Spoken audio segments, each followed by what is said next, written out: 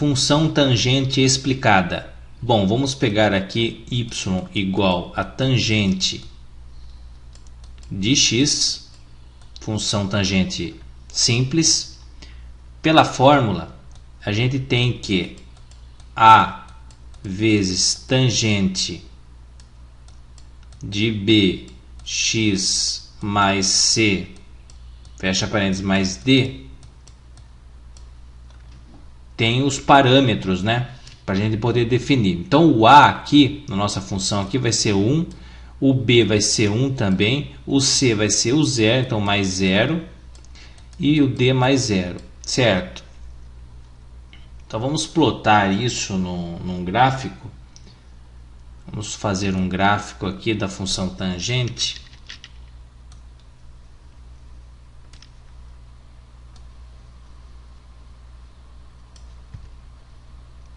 Função tangente, o eixo x, nosso domínio, e o eixo y, nosso contradomínio. Então aqui é a origem. Bom, de antemão eu já deixo que não existe amplitude na função tangente. Por quê? Porque não tem máximo nem mínimo. Então vamos lá, vamos entender isso. Na função cosseno e seno, a gente tem que amplitude. Por quê? Porque tem máximo e mínimo. Então na função tangente, vou fazer um rascunho aqui do lado. Função seno, pegar a função seno, tem o máximo e mínimo. E na função cosseno, vai ter também o máximo e o mínimo, né? O máximo aqui e o mínimo. A tangente, ela é isso aqui. Aparentemente isso aqui. Então não tem máximo nem mínimo. Por quê? Porque ela vai para o infinito. Assim, né? Função tangente. Então não tem máximo nem mínimo. Quando é negativo é assim. Tá. Então, feito esse rascunho, entendido esse detalhe, então a gente vai seguir com o nosso gráfico aqui. Bom, o período na função tangente é o seguinte: período é igual a π, na função seno e cosseno é 2π sobre 1b, na função tangente vai ser π sobre b, π a fórmula que a gente coloca. Segue então que o período da função tangente vai ser π sobre 1, então período igual a π, certo? Período igual a π. Então, se o período é igual a π, a gente pode fazer o seguinte: indo para a esquerda aqui, menos π sobre 2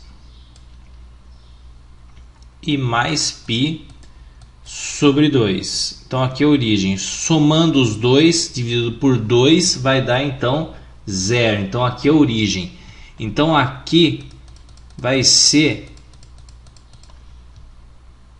um ponto no domínio que não vai corresponder com o contradomínio. Isso vai ser como referência do que? Do período e de como o gráfico vai estar, de onde o gráfico vai sair. Vamos ver.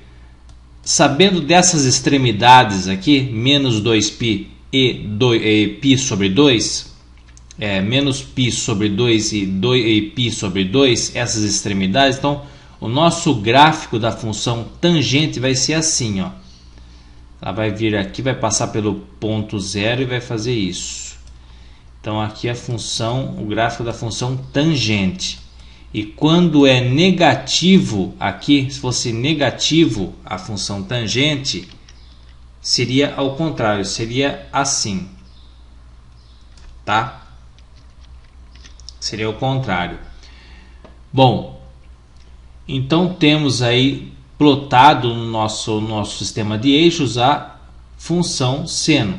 Se a gente andar mais para cá, para o lado direito aqui, a gente encontra que, como o período é π, então π sobre 2 mais π vai dar 3π sobre 2. Dividido por 2 vai dar sobre 2. Deixa eu ver. Π mais 2π. 2π, vamos lá. 2π sobre 2 a mais π sobre 2, é isso? Então vai dar aí, vou somar, então vai dar aqui 3π sobre 2, certo? Então é 3π sobre 2, no domínio aqui vai andar mais π. Então π sobre 2 mais π vai dar 3π sobre 2. Então andou mais π. Então aqui vai ser uma outra extremidade que a gente vai poder colocar mais um gráfico da função tangente. Então a gente vai ter este gráfico aqui. Este gráfico. Veja que não tem mínimo nem máximo, por isso que a função tangente não tem amplitude, certo? Então aqui é o ponto que passa entre π sobre 2 e 3π sobre 2. Então se π sobre 2 mais 3π sobre 2 vai dar 4π sobre 2 dividido por 2. Então vai dar π aqui. Então, π aqui é um ponto médio entre essas extremidades, tá certo?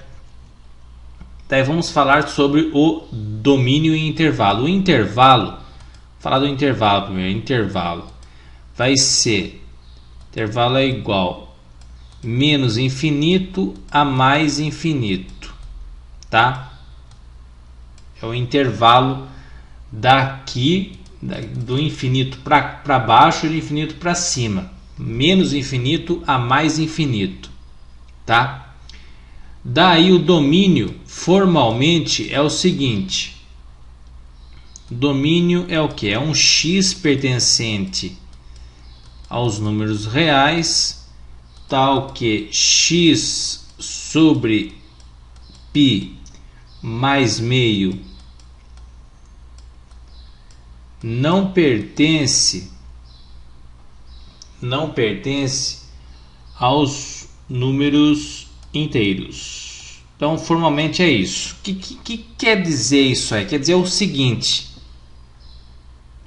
Vamos entender o domínio. Quer dizer o quê? Que o domínio é igual a x diferente de n vezes π sobre 2, quando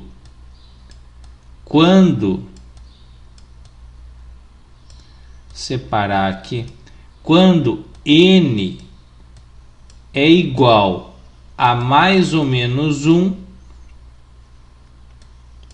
mais ou menos 3, mais ou menos, vou colocar menos aqui, 5, e assim vai todos os números ímpares. Por quê?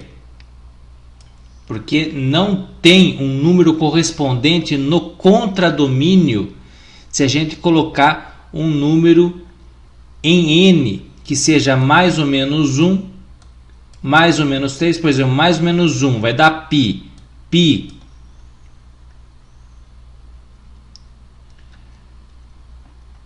vamos ver aqui. Esse vezes esse mais esse, vamos ver se eu fiz coisa errada. Esse mais esse dividido por 2, 4, a π. Então aqui é π, que é a metade aqui, desse ponto e desse ponto aqui. Não vai ter um número correspondente aqui. Vai ser 0, né?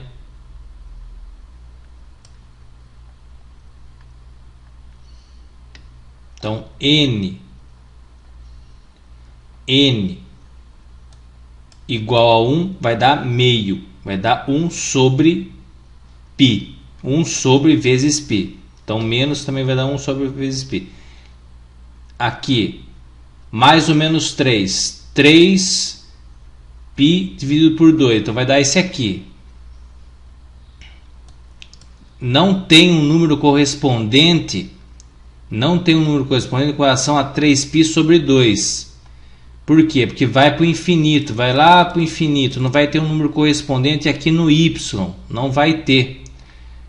E eu falei aqui que se eu inserir o 1 aqui, ou mais ou menos 1, vai dar 1 sobre 2. Então vai ser o quê? Não vai ser π, perdão, eu falei errado.